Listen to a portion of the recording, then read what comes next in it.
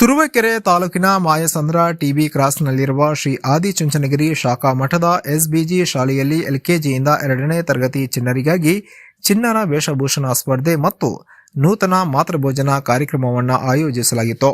ಈ ಕಾರ್ಯಕ್ರಮವನ್ನು ಆದಿಚುಂಚನಗಿರಿ ಮಠದ ಪ್ರಧಾನ ಕಾರ್ಯದರ್ಶಿಯಾದ ಶ್ರೀ ಶ್ರೀ ಪ್ರಸನ್ನನಾಥ ಸ್ವಾಮೀಜಿ ಇವರು ದೀಪ ಬೆಳಗುವ ಮೂಲಕ ಚಾಲನೆ ನೀಡಿದರು.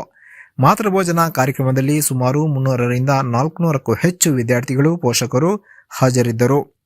ಪ್ರಾಂಶುಪಾಲರಾದ ಗಿರೀಶ್, ಶಾಲೆಯ ಶಿಕ್ಷಕ ಶಿಕ್ಷಕಿಯರು, ದೈಹಿಕ ಶಿಕ್ಷಕರು, ಚಿತ್ರಕಲಾ ಶಿಕ್ಷಕರು, ದೈಹಿಕ ಶಿಕ್ಷಕರು ಸಿಬ್ಬಂದಿ ಆಯೋಜನೆ ಮಾಡಿದ ಕಾರ್ಯಕ್ರಮ ಆಕರ್ಷಣೀಯವಾಗಿತ್ತು. ವರದಿ ಸುರೇಶ್ ಬಾಬು ಎಂ, ತುರುವೇಕೆರೆ.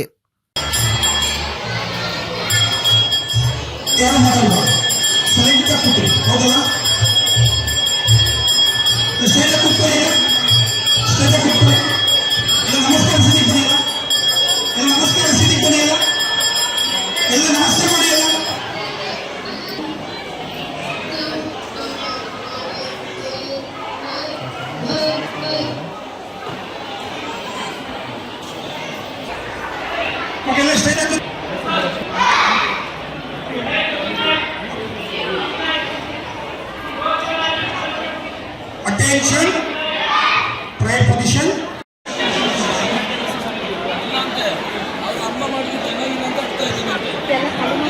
ಏನಾದ್ರು ಭೂಮಿ ಪ್ರೈಸ್ ಯಾವ್ದು